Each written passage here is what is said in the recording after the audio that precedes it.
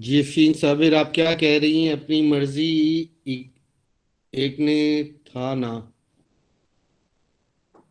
मुझे आपकी बात समझ नहीं आई। कुछ आप पूछना चाह रही हैं तो पूछ लें। सर मैं कह रही हूँ कि आपने कहा था ना कि अपनी मर्जी से कोई 6 to 7 क्वेश्चंस करने हैं, जो एक्सरसाइज आपने कहा था।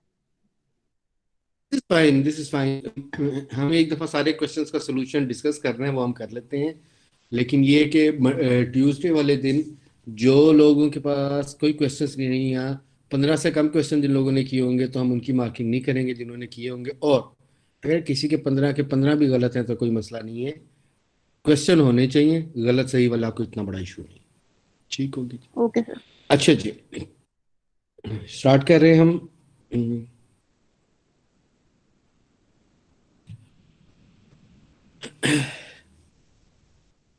स्लाइड्स नजर आ रही हैं अब आपको?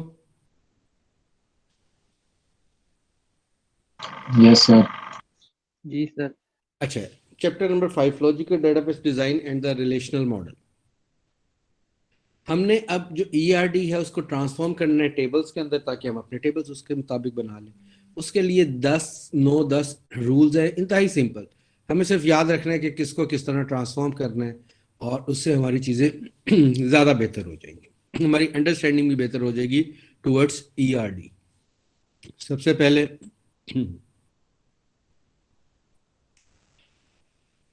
रोल नंबर 1 to 10 में से कोई एक पढ़ दे इसको।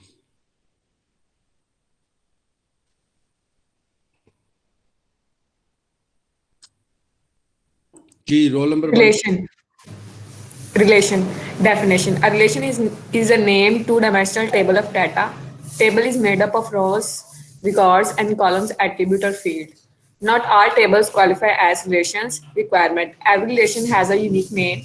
Every attribute value is atomic, not multi-valued, not composite. Every row is unique, can have two rows with exactly the same values for all their fields.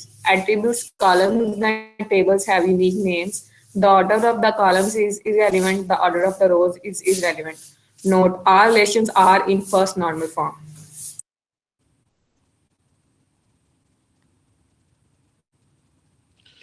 देखें, हम जब भी किसी टेबल को रिलेशन कहते हैं तो उसको रिलेशन के लिए क्वालिफाई करना पड़ता है।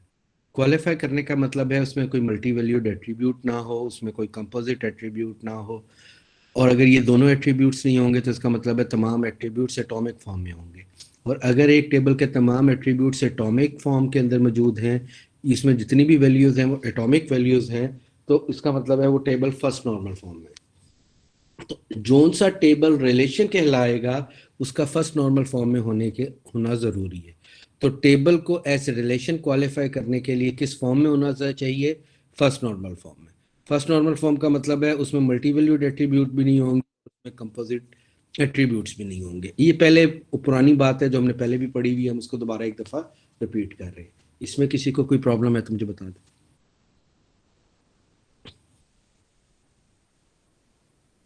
चले आगे चलते हैं हम। Correspondence with ER. Relations correspond with entity types and with many-to-many relationship types. Rows correspond with entity instances and with many-to-many relationship instances. Column respond with attributes. The word relation in a relational database is not the same word relationship in ER model. यहाँ पे relation का मतलब हमारे पास क्या होता था? Table को हम रिलेशन बोलते थे। ईआरडी में रिलेशनशिप क्या होता है? दो एंटिटीज के दरमियान जो ताल्लुक होता है अकरेंसेस को, उसको हम क्या बोलते हैं? रिलेशनशिप बोलते हैं। तो ये फर्क है इसमें। टेबल और रिलेशंस को आगे हमने डील कैसे करना है ये हमारे पास आ गया। वंस अगेन की फील्ड्स के मुतालिक वो डेफिनेशन हमें बता रहे हैं जो हमें ऑलरेडी पता है, हम उनको सिर्फ एक दफा पढ़ लेते हैं। आफ्टरनून रोल नंबर 1 से 10 में से कोई पढ़। Key fields. Keys are special fields that serve two main purposes. Primary keys are unique identifiers of the relation in the question. Example include employee numbers, social security numbers, etc. This is how we can guarantee that all rows are unique. Foreign keys are identifiers that enable a dependent relation to refer to its parent relation on the one side of the relationship. Keys can be simple, a single field, or composite more than one field. ठीक हो गया। So primary की और foreign की को explain करने की जरूरत नहीं, हम पहले इन्हें पढ़ चुके हैं। आगे जाके हम देखते हैं इनको। Customer ID, order line, product, ये उसने कुछ हमें क्या दिए, टेबल्स दिए कि ये टेबल्स हमारे पास मौजूद हैं। इनमें प्राइमरी की और फॉरेन की उसने मेंशन कर दी है कौन सी है। सो इस पे भी कोई बहुत ज़्यादा टेक्निकल चीज़ नहीं जो हम लोगों ने देखनी है। इंटेग्रिटी कंस्ट्रेंट्स हो गए, domain constraint, allowable values for an attribute, entity integrity, no primary key attribute में भी all primary key field must have data, action assertion हो गई, business rules recall from chapter 4। ये उसने कहा कि ये इंटेग्रिटी कंस्ट्रेंट हैं जो हम इस्तेमाल करते रहे हैं। अब उनको भी आगे हम देखेंगे कि उन कहाँ अप्लाई कैसे करते हैं। जी, रेफरेंशियल इंटेग्रिटी मुझे कोई बता दे, इस स्लाइड में से इसको मैं ज़रा निकाल भी देता हूँ। रेफरेंशियल इंटेग्रिटी क्या होती है? एनीवन?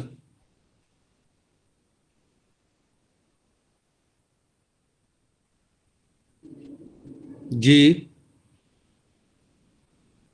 सर इसमें कैस्केड और रिस्ट्रिक्टेड आ जाता है। रूल्स होते हैं ना, 2 रूल्स हैं ये। हाँ बिल्कुल, इसमें हमारे पास ये एक रेफरेंशियल इंटेग्रिटी एक सिंगल रूल है जिसके अंदर 2 कंडीशंस अप्लाई होती हैं। एक को हम कैस्केडिंग बोलते हैं, एक को हम रिस्ट्रिक्शन बोलते हैं। रिस्ट्रिक्शन का मतलब है कि चाइल्ड में वही वैल्यूज आएंगी जो पेरेंट पे मौजूद है, और कैस्केडिंग क्या है कि पेरेंट में से कोई वैल्यू तब तक डिलीट नहीं हो सकती जब तक उसके सारे चाइल्ड डिलीट ना हो जाए। Referential integrity ensures that no mismatch value between primary key and foreign की।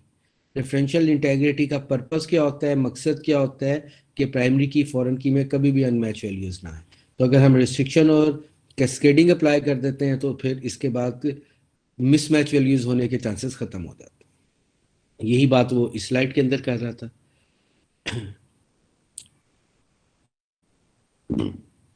अब ये ट्रांसफॉर्मेशन हमारे पास आ गई। 11 to 12 आफ्टरनून में से पढ़ दे कोई से। रोल नंबर 11 to 20 पढ़ दे कोई इसको आफ्टरनून में से।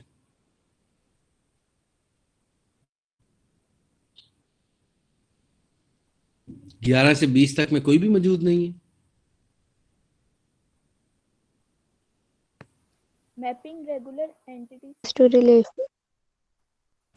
जी जी, Mapping regular Simple attributes ER attributes map directly onto the relation. Composite attributes use only their simple component attributes. Multi-valued attribute becomes a separate relation with foreign key taken from the superior entity. ये देखिए इनकी example देखिए। ये पहली example हमारे पास आई। अगर आप entity की डायग्राम को देखें तो एक कस्टमर की एंटिटी है, उसके 3 एट्रीब्यूट्स हैं। रूल नंबर 1 क्या है? Entity become a table. Customer नाम की एंटिटी है तो कस्टमर नाम का क्या बन जाएगा? टेबल बन जाएगा। कस्टमर आईडी, कस्टमर नेम और कस्टमर एड्रेस उसके 3 एट्रीब्यूट्स हैं। वही 3 एट्रीब्यूट्स जो एंटिटी पे लगे हुए थे वो टेबल के एट्रीब्यूट्स बन जाएंगे। तो रूल नंबर 2 क्या है? रूल नंबर 2 क्या है कि जो टेबल के एट्रीब्यूट्स होंगे वो ट्रांसफॉर्म हो जाएंगे रिलेशन के एट्रीब्यूट। तो पहला रूल हमने क्या पढ़ा? Entity transforms into a relation और उसके एट्रीब्यूट्स क्या होंगे?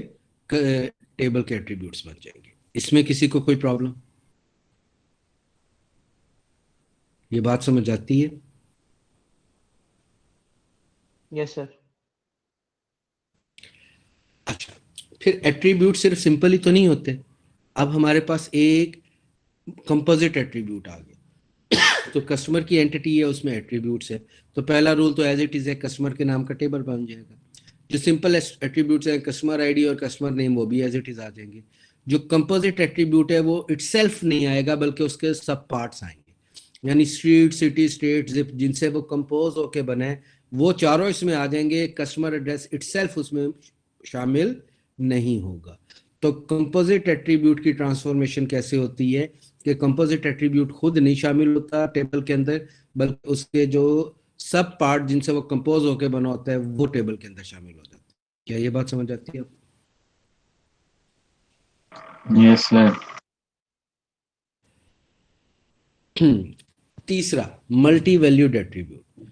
पहला रूल नंबर 1 तो वही है, एम्प्लॉय के टेबल का नया टेबल बन, एम्प्लॉय की एंटिटी का नया टेबल बन जाएगा। एम्प्लॉय आईडी, एम्प्लॉय नेम और एम्प्लॉय एड्रेस क्या आएंगे? उस टेबल के एट्रीब्यूट्स बन जाएंगे।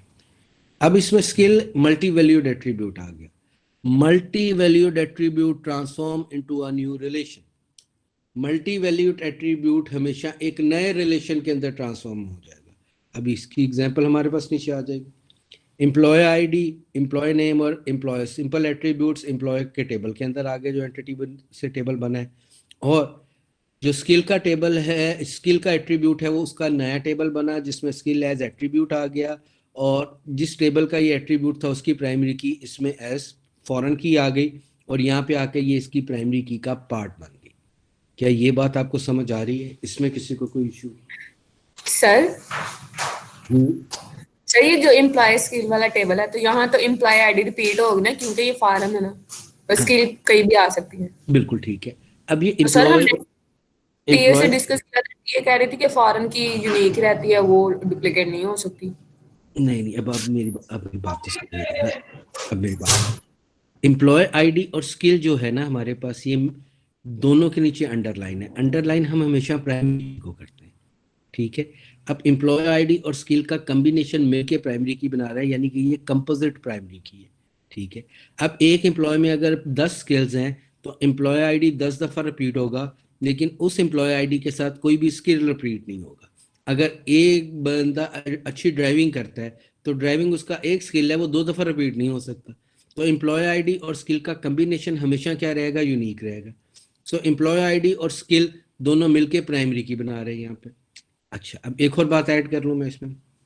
इन जनरल जब फॉरेन की हम बनाते हैं तो उसके अंदर नल वैल्यू अलाउ होती है, लेकिन ऐसी फॉरेन की जो उस टेबल की प्राइमरी की का पार्ट बन जाए उसमें हम नल वैल्यू अलाउड नहीं करते, वो नॉट नल होता है, उसमें वैल्यू होनी ज़रूरी होती है।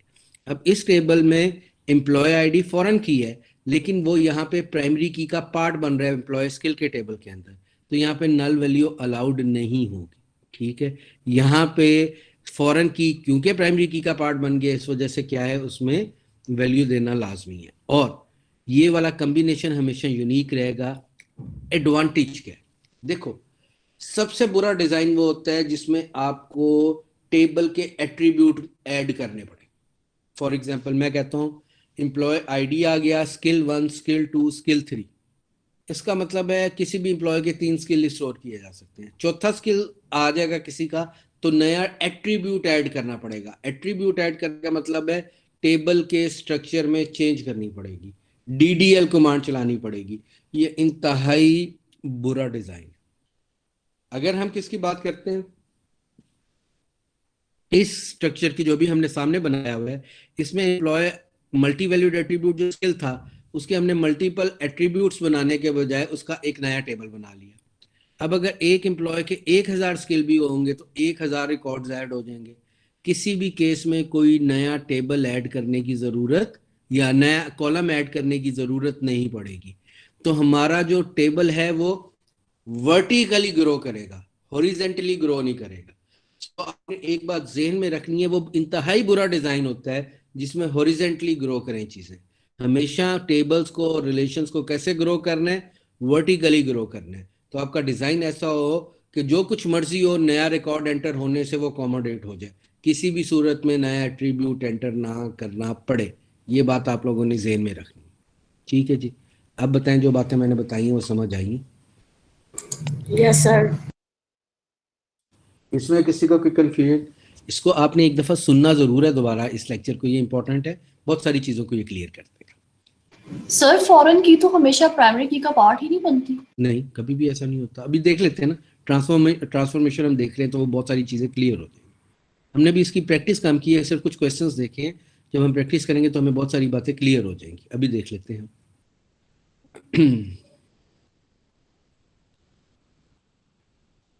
Mapping weak entities becomes a separate relation with the foreign keys taken from the superior entity. Primary key composed of partial identifier of weak entity, primary key of identifying relation. क्या मतलब हुआ इस बात का? ये देखो, एम्प्लॉय और dependent. पहले तो मुझे इसके टेबल बना के बताएं कि कितने टेबल बनेंगे।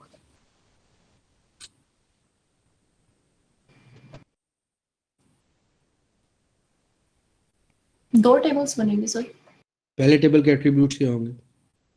Employ ID and employee name. दूसरे टेबल के एट्रीब्यूट क्या होंगे?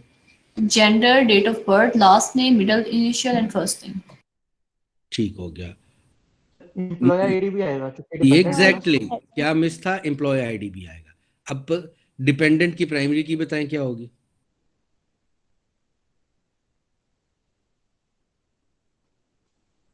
डिपेंडेंट की प्राइमरी की क्या होगी? Employee ID or dependent name. Dependent name तो टेबल में है ही नहीं। हम ये नाम के साथ जो इसके है ना, first name, middle name, last name, इसको एम्प्लॉय आईडी के साथ मिला के बना सकते हैं ना। जी बिल्कुल यही होगी। ये हमारे पास इसका सोल्यूशन आ गया। एम्प्लॉय का टेबल ट्रांसफॉर्म हो जाएगा एम्प्लॉय आईडी एम्प्लॉय नेम में। कंपोजिट एट्रीब्यूट के सब पार्ट्स आएंगे। एम्प्लॉय आईडी एज फॉरेन की आएगा, डेट ऑफ बर्थ और जेंडर आएगा, और यहाँ पे एम्प्लॉय आईडी वंस अगेन किसका पार्ट है? प्राइमरी की का पार्ट। ठीक हो गया जी। आगे जाके हम देखेंगे वो वाले टेबल जिनमें वो प्राइमरी की का पार्ट नहीं होगा। इसमें किसी को कंफ्यूजन? सर क्या ये जरूरी है कि हम फर्स्ट नेम, मिडिल नेम और लास्ट नेम कोई प्राइमरी की मतलब कंसीडर करें? डेट ऑफ बर्थ के साथ नहीं एम्प्लॉय आईडी को कर सकते हैं? अच्छा देखिए ना, हमें यूनिक कम्बिनेशन चाहिए। अगर एम्प्लॉय आईडी और डेट ऑफ बर्थ बना करते हैं तो इसका मतलब है एक आदमी के दो बच्चों की डेट ऑफ बर्थ सेम कभी भी नहीं होगी। क्या ऐसा हो सकता है कि एक आदमी के दो बच्चों की डेट ऑफ बर्थ सेम हो?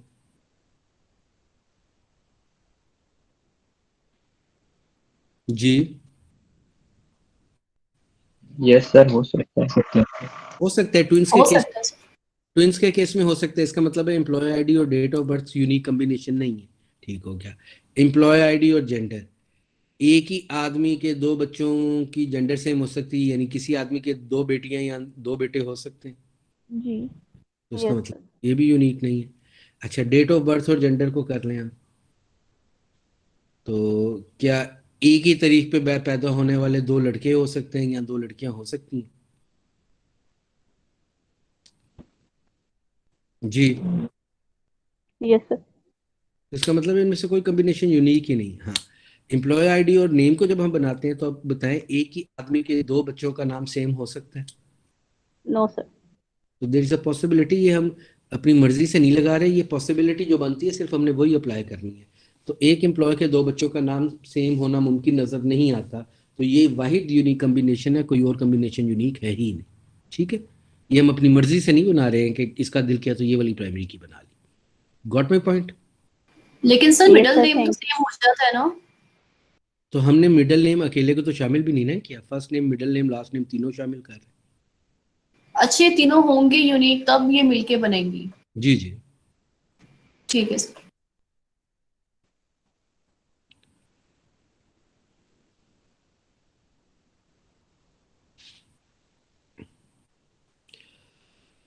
transforming ERD diagram into relations.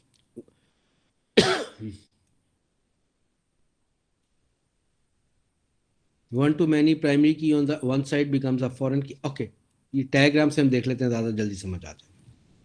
अब ये है one two many relationship. One two many relationship में पहले रूल्स तो वही हैं, एक कस्टमर का टेबल बन जाएगा, एक ऑर्डर का टेबल बन जाएगा। कस्टमर के टेबल में 3 एट्रीब्यूट्स होंगे, ऑर्डर के टेबल में 2 एट्रीब्यूट्स होंगे, और कस्टमर की प्राइमरी की ऑर्डर के टेबल में एस फॉरेन की जाएगी।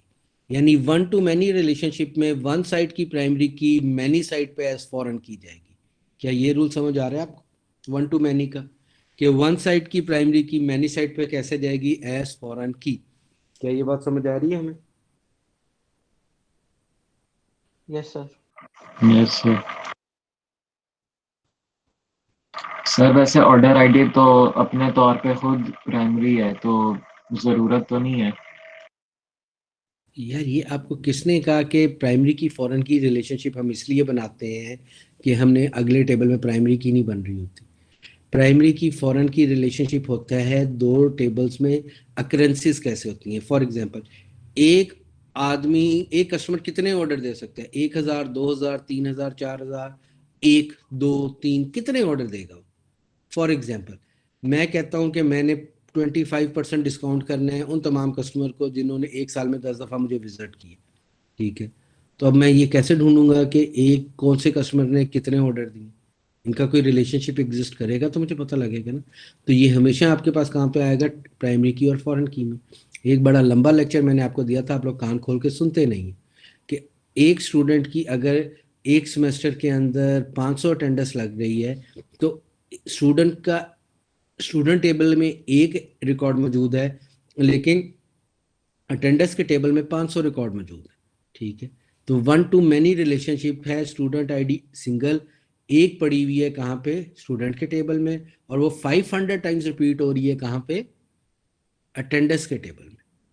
तो वो हम लोगों ने रेफरेंसेस ही इस्टेब्लिश किए थे कि दो टेबल्स में रिलेशन इस्टेब्लिश कैसे किया जाता है। ये बात याद आई है आपको कुछ? Yes sir. अब इधर आ जाए, इधर कस्टमर आईडी आ गया, कस्टमर नेम आ गया और कस्टमर एड्रेस आ गया, ऑर्डर आईडी, ऑर्डर डेट और कस्टमर आईडी। कि ये वाला ऑर्डर आईडी जो ऑर्डर आईडी 10 है, ये किस कस्टमर का था वो यहाँ से पता लग जाएगा। ठीक हो गया जी। अब हमारे पास पिछली स्लाइड में कस्टमर के साथ कौन सा सिंबल लगा हुआ है अकरेंस का?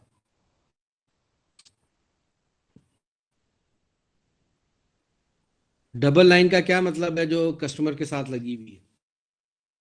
Mandatory mandatory one. इसका मतलब है कि वंस अगेन इस वाले फॉरेन की के अंदर ये प्राइमरी की का पार्ट नहीं है। ये जो डॉटेड लाइन लगी हुई है कस्टमर आईडी के नीचे, ये इसका मतलब है कि ये सिर्फ फॉरेन की है, ये प्राइमरी की नहीं है। लेकिन इसमें भी नल वैल्यू अलाउड नहीं है क्योंकि यहाँ पे मैंडेटरी वन है। अगर यहाँ पे मैंडेटरी वन ना होता, ऑप्शनल वन होता, तो फिर कस्टमर आईडी में नल वैल्यू अलाउ करनी थी। अब क्योंकि हमारा रूल ये है कि वहाँ पे मैंडेटरी वन है, तो इसका मतलब है कोई भी ऑर्डर ऐसा नहीं हो सकता जिसका कोई कस्टमर आईडी ही ना हो। हर ऑर्डर का कोई ना कोई कस्टमर आईडी होगा। तो इस फॉरेन की में भी नल वैल्यू अलाउड नहीं, लेकिन ये वाली फॉरेन की प्राइमरी की का पार्ट भी नहीं है। ये बात समझ आती है हम? Yes sir.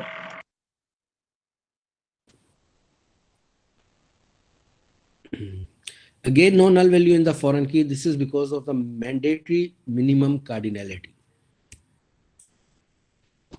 बनाए जी, कितना टेबल बनेंगे इसके?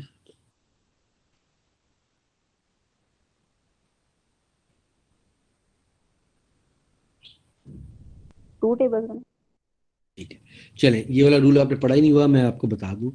Many to many relationship transform into a new table.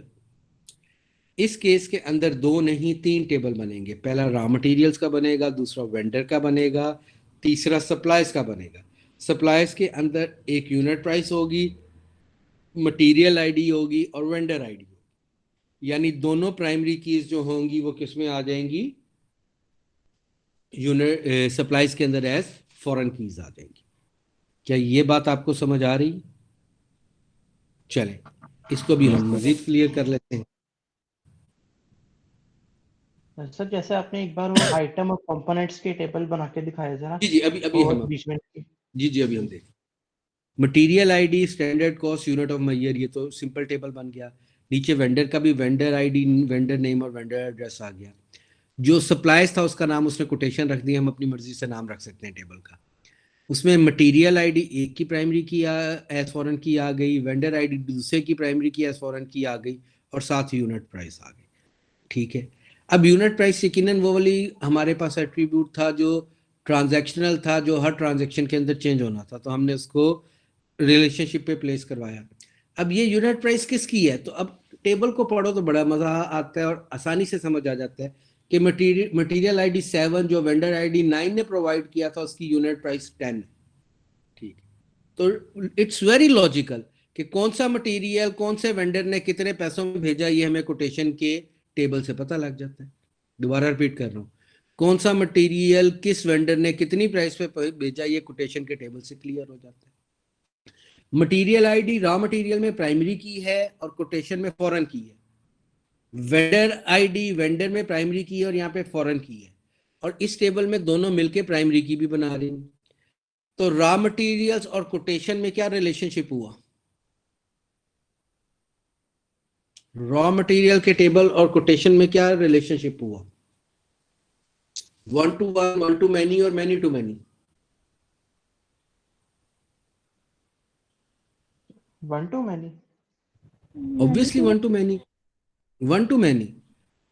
Raw materials और कोटेशन में क्या है? 1 to many है। वेंडर और कोटेशन में क्या है? वन टू वो भी मैनी। 1 to many। अच्छा, अब ऊपर से पढ़ना है मैंने। रॉ मटेरियल और कोटेशन का रिलेशनशिप है 1 to many। कोटेशन और वेंडर का रिलेशनशिप क्या है? Many to many to one.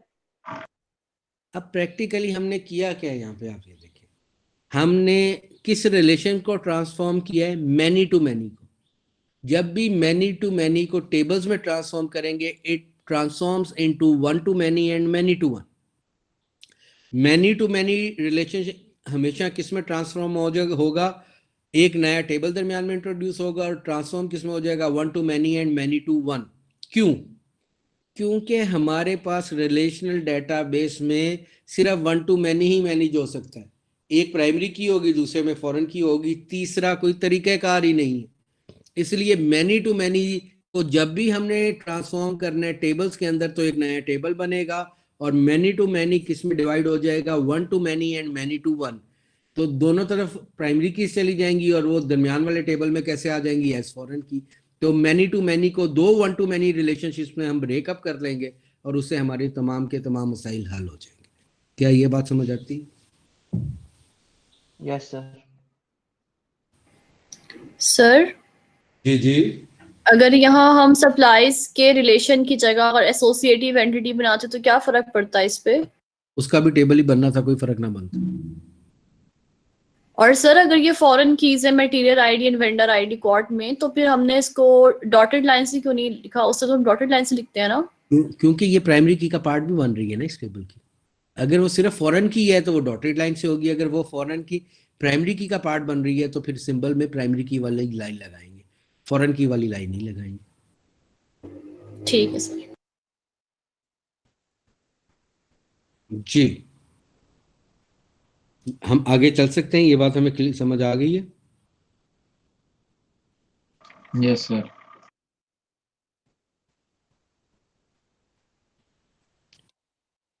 अच्छा जी, रूल क्या है? मैंडेटरी वन और ऑप्शनल वन है। तो इसका रूल क्या है? मैंडेटरी वाली साइड की प्राइमरी की ऑप्शनल वाली साइड में एज फॉरेन की जाएगी। जैसे 1 to many में वन साइड की प्राइमरी की मैनी साइड पे एज फॉरेन की जाती है, मैंडेटरी वन और ऑप्शनल वन में मैंडेटरी वाली साइड की प्राइमरी की ऑप्शनल वाली साइड पे एज फॉरेन की जाएगी। और जो रिलेशनशिप के ऊपर एट्रीब्यूट होगा वो भी ऑप्शनल वाली साइड पे जाएगा। वो भी कहां पे जाएगा? ऑप्शनल वाली साइड पे। ये बात समझ आती है हमें? जी। अच्छा जी, तो nurse ID, name, date of birth आ गया, centre name, location, nurse incharge और डेट असाइंड। एक सेकंड।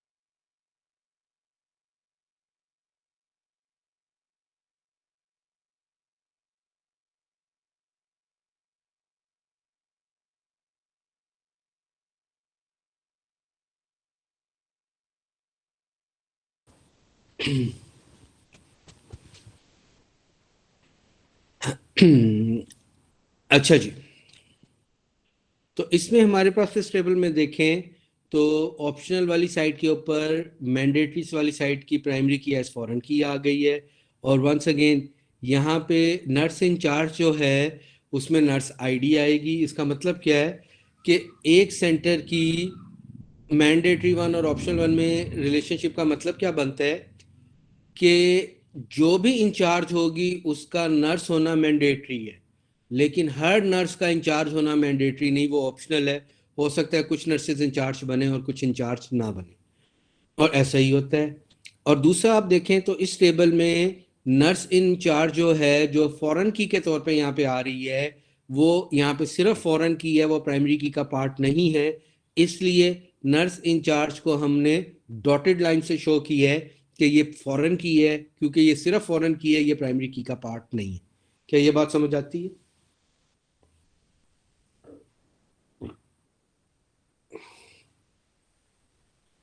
सर ये दोबारा repeat कर दें। रूल मैं दोबारा पढ़ देता हूँ कि मैंडेटरी वन एक साइड पे और एक साइड पे ऑप्शनल वन हो, तो मैंडेटरी वाली साइड की प्राइमरी की, ऑप्शनल वाली साइड पे एज फॉरेन की आती है। ठीक हो गया। दूसरा रूल इसमें क्या था कि अगर रिलेशनशिप के ऊपर कोई एट्रीब्यूट होगा तो वो भी ऑप्शनल वाली साइड पे आ जाएगा, उसके लिए कोई नया टेबल नहीं बनेगा, वो कहाँ पे आ जाएगा? ऑप्शनल वाले टेबल की साइड के ऊपर आ जाएगा। इस रूल को आपने याद रखना। तो सर ऑप्शनल की वजह से ये नल हो सकती है? हाँ जी, नल हो सकती है।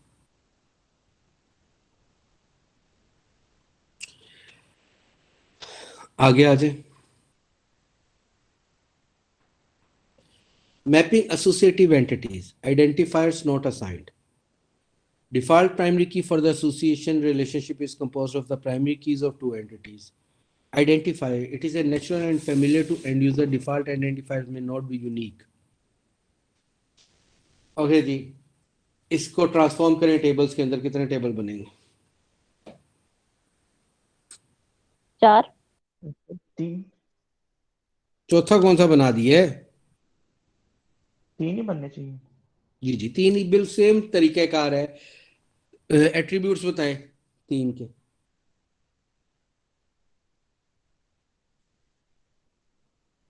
पहले में कस्टमर वाले में कस्टमर आईडी और नेम आ जाएगा, शिपमेंट में डेट, शिपमेंट नंबर, अमाउंट, और साथ में ये दोनों टेबल्स की प्राइमरी की भी आ जाएगी एज फॉरेन की। बिल्कुल ठीक है। और वेंडर वाले टेबल की अपने दो एट्रीब्यूट्स, वेंडर आईडी और एड्रेस। ये ले, बिल्कुल बिल्कुल आपने ठीक बताया है। अब इसमें एक इम्पॉर्टेंट बात देखो, मैनी टू मैनी रिलेशनशिप और एसोसिएटिव एंटिटी जब ट्रांसफॉर्म होती है तो दोनों का सेम रिजल्टेंट होता है। वहां पे हम बड़ी प्रॉब्लम में पड़े हुए थे कि ये मैनी टू मैनी है कि ये एसोसिएटिव है। यार अगर एक मैनी टू मैनी बना लेते हैं, दूसरा एसोसिएटिव बना लेते हैं, स्टिल एंड रिजल्ट दोनों का सेम है। दोनों का एंड रिजल्ट क्या है? सेम है। क्या ये बात समझ आती है आपको कि ये टेबल्स कैसे ट्रांसफॉर्म हुए? इसमें किसी को कोई प्रॉब्लम?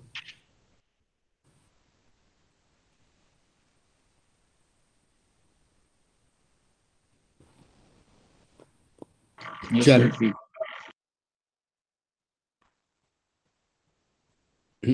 ER डायग्राम में ये हमारे पास आ गया, वो जो मुश्किल वाला पार्ट हमारे पास आता है यूनिटी रिलेशन का।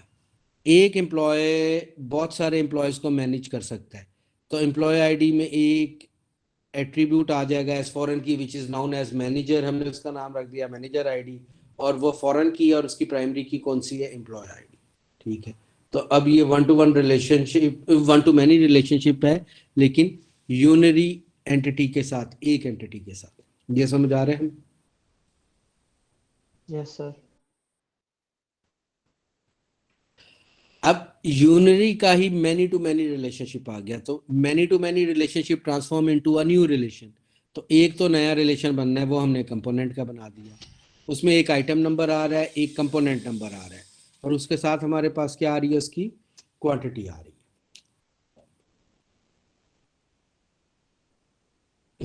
अच्छा जी, सो हमारे पास आइटम नंबर भी आ गया, कंपोनेंट नंबर भी आ गया, और क्वांटिटी भी आ गया है। अच्छी और इम्पोर्टेंट बात क्या है, आइटम नंबर की प्राइमरी की बैक एंड पे भी आइटम नंबर ही है, और कंपोनेंट नंबर की भी प्राइमरी की कौन सी है? कंपोनेंट। तो ये दोनों फॉरेन कीज जो हैं, इनका जो सोर्स है वो एक ही है, that is item number in item table. और ये दोनों प्राइमरी फॉरेन कीज मिलके क्या बना रही हैं? प्राइमरी की बना रही हैं। क्या ये बात समझ आती है? हम यस सर। चलो, टर्नरी और इसकी आगे। ओके जी, मुझे सजेस्ट करेंगे कितने टेबल्स बनेंगे? 4 tables. Position. It looks fine. ठीक है जी, 4 टेबल्स बनेंगे, ये टेबल्स हमारे पास आ गए।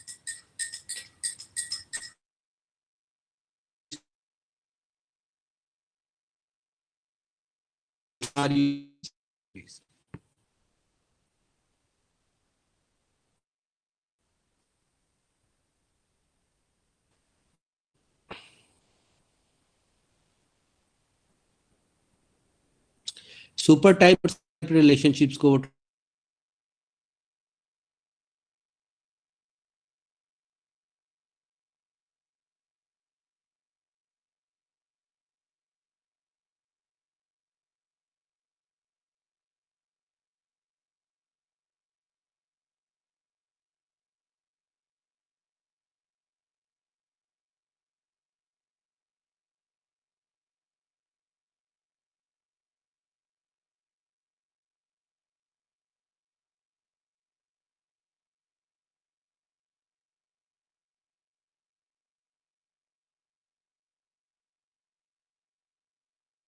Are extension of super type.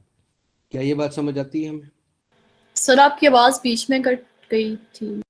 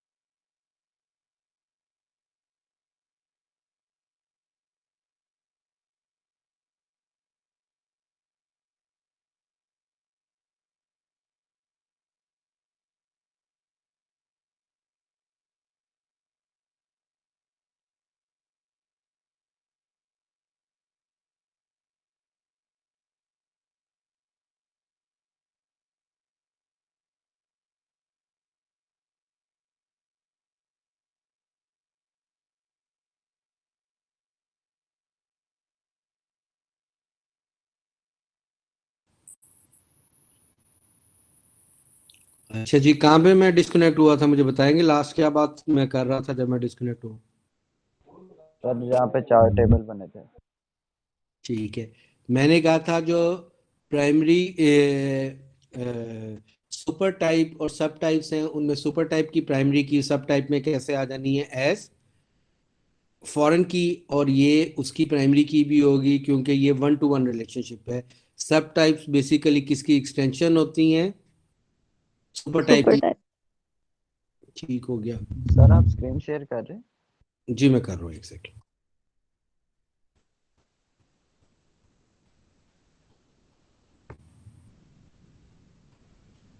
Screen नजर आ रही है जी अब आपको? जी सर। यस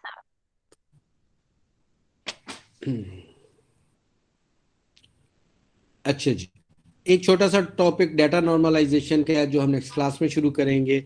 नॉर्मलाइजेशन से पहले तक की जितनी भी ट्रांसफॉर्मेशन है ये आपने अच्छी तरह पढ़ लेनी है। इसके क्वेश्चन और पिछले चैप्टर के क्वेश्चंस पूरे करने हैं। नेक्स्ट क्लास में हम वो क्वेश्चन चेक करेंगे और उनकी ग्रेडिंग करेंगे। ठीक हो गया जी? डेटा नॉर्मलाइजेशन नेक्स्ट क्लास में हम करेंगे। Thank you. सर एक चीज पूछनी है। पूछे।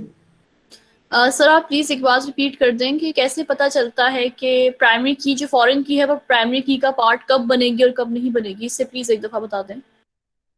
प्राइमरी की फॉरेन की का पार्ट कब बनेगी और कब नहीं बनेगी? देखो, दो जगह पे तो वो कंपलसरी बनेगी। पहली जगह कौन सी है? सुपर वीक एंटिटी और स्ट्रॉन्ग एंटिटी का जहाँ रिलेशनशिप होगा वहाँ स्ट्रॉन्ग एंटिटी की प्राइमरी की एज फॉरेन की जाएगी और वहाँ पे वो प्राइमरी की का पार्ट बनेगी, ये कंपल्शन है। दूसरा, जब भी मल्टी वैल्यूड एट्रीब्यूट का नया टेबल बनेगा तो उसकी जो पेरेंट टेबल की प्राइमरी की उसमें एज फॉरेन की आ रही होगी वो वहाँ पे प्राइमरी की का पार्ट बनेगी। ये दो तो कंडीशन कंपल्सरी हैं। यहाँ पे प्राइमरी की के साथ फॉरेन की फॉरेन की शामिल किए बगैर प्राइमरी की बन ही नहीं सकती। बाकी हमारी ज़रूरत के मुताबिक है, जहाँ चाहें हम उसको उसमें ऐड कर सकते हैं और जहाँ चाहें हम उसको ऐड नहीं करेंगे। तीसरा, मैनी टू मैनी रिलेशनशिप को जब आप ट्रांसफॉर्म करते हैं तो प्राइमरी की फॉरेन की मिलके क्या बना रही होती है? क्या दोनों की फॉरेन की मिलके क्या बना रही होती है, प्राइमरी की। तो ये हमारे पास 2-3 जगह हैं जहाँ पे हमारे पास फॉरेन की प्राइमरी की का पार्ट बनती है, बाकी तमाम जगहों पे जरूरी नहीं। किसी भी 1 to many रिलेशनशिप जो खाली है उसमें प्राइमरी की फॉरेन की प्राइमरी की का पार्ट नहीं बनेगी। ठीक है सर, थैंक यू। अच्छा, अब मुझे कोई ये बता दे कि कितने रूल्स हैं जिनके अगेंस्ट नया टेबल बनता है।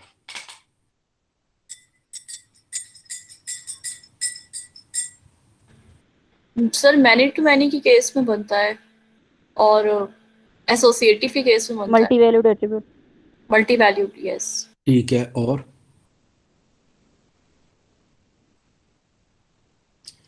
एंटिटी के अगेंस्ट नया टेबल बनता है, स्ट्रॉन्ग एंटिटी के अगेंस्ट नया टेबल बनता है, वीक के अगेंस्ट नया बनता है, एसोसिएटिव के अगेंस्ट नया बनता है, मैनी टू मैनी के अगेंस्ट नया बनता है, मल्टी वैल्यूड के अगेंस्ट नया बनता है। ये सारे हम अलग-अलग गिनेंगे। तो ये सारे इतने सारे रूल है जिनके अगेंस्ट नया टेबल बनता है। खैर, आप इस लेक्चर को एक दफ़ा दोबारा सुन ज़रूर लेना है। नेक्स्ट क्लास के अंदर हम इससे रिलेटेड क्वेश्चंस भी करेंगे। Thank you. सर एक और क्वेश्चन है। जी जी सर क्वेश्चन नंबर 3 है, उसके अंदर ये था make some assumptions about the diagram. जो ईआरडी डायग्राम पहले की दी हुई थी उसमें अजम्पशंस करनी थी, तो अजम्पशंस का क्या मतलब है?